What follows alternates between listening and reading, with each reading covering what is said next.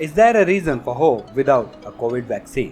आज पूरी दुनिया कोरोना वायरस वैक्सीन का बेसब्री से इंतजार कर रही है और यही उम्मीद लगाई जा रही है कि शायद साल के आखिर तक कोई वैक्सीन निकल आए।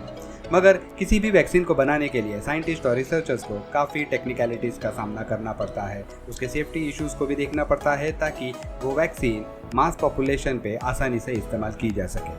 While it may be possible to develop a vaccine by the end of the year if each step taken towards its development goes perfectly, लेकिन ऐसा होना काफ़ी रेयर होता है। अगर अभी तक आपने हमारे चैनल को सब्सक्राइब नहीं किया है तो जल्दी से कर दीजिए, बिकॉज हम इसी चैनल पे ऐसे ही इंटरेस्टिंग टॉपिक्स ले आते हैं। तो चलिए शुरू करते हैं। अगर आप ये समझते हैं कि वैक्सीन हमारे बॉडी के अंदर एक ऐसा शील्ड निर्माण कर देता है जिससे हमारे शरीर के अंदर किसी भी तरह का वायरस एंटर करेगा ही नहीं, तो ये गलत है। Rather it teaches our body how to rapidly mobilize our immune defense against a foreign invader, और यही रैपिड इम्यून रिस्पॉन्स हमारे बॉडी से वायरस को बाहर फेंकने में मदद करता है। But in case of COVID हर किसी के बॉडी में न्यूट्रलाइजिंग एंटीबॉडीज बनाने की क्षमता नहीं होती। But according to the researchers, corona virus के 60 साल के स्टडी के अनुसार ये देखा गया है कि अगर कोई पेशेंट अपने बॉडी से कोरोना वायरस को क्लियर कर भी देता है, फिर भी ये पैथोजन हमारे सिस्टम में री एंटर करके हमें दोबारा बीमार कर सकते। फिलहाल 100 से ज्यादा वैक्सीन अभी डेवलपमेंट में है और इनका ट्रायल बंदरों पे सक्सेसफुल रहा है, मगर बंदरों की तुलना ह्यूमंस पे इसका ट्रायल कितना सक्सेसफुल और इफेक्टिव होगा अभी ये कहना काफी मुश्किल है। One thing we no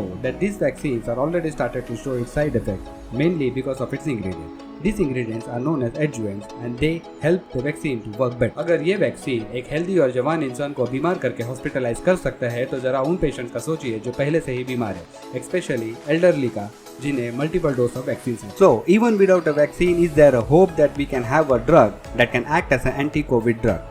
If yes, then this will act as a bridge where we are today with just hygiene, sanitizers and social distancing. Recent study के हिसाब से 2 ऐसे ड्रग पाए गए हैं जिन्हें हम कोरोना वायरस के खिलाफ इस्तेमाल कर सकते हैं। The first are the antiviral drugs that act on the virus itself and prevent it from replicating.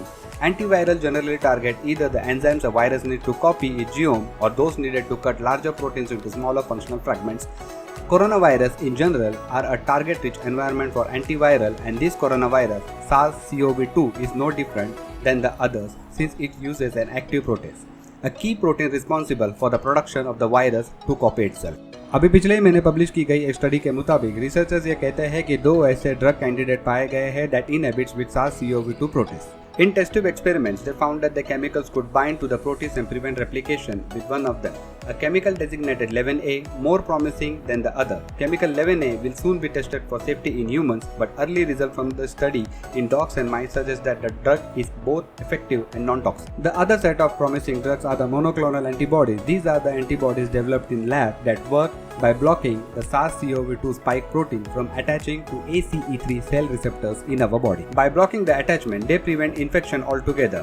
In another study published in June in Science, a separate set of scientists discovered 2 antibodies that each prevented different parts of the SARS-2 spike protein from binding to the ACE2 receptor, while each of the antibodies on its own can neutralize the virus. Together, they are even more effective at preventing infection. USA में अभी हाल ही में double antibody cocktail का late stage trial announce किया गया है, जिसमें 2000 लोगों पे इसका प्रशिक्षण किया जाएगा ताकि कोविड के खिलाफ इसकी इन्फेक्शन प्रिवेंशन की जांच की जा सके।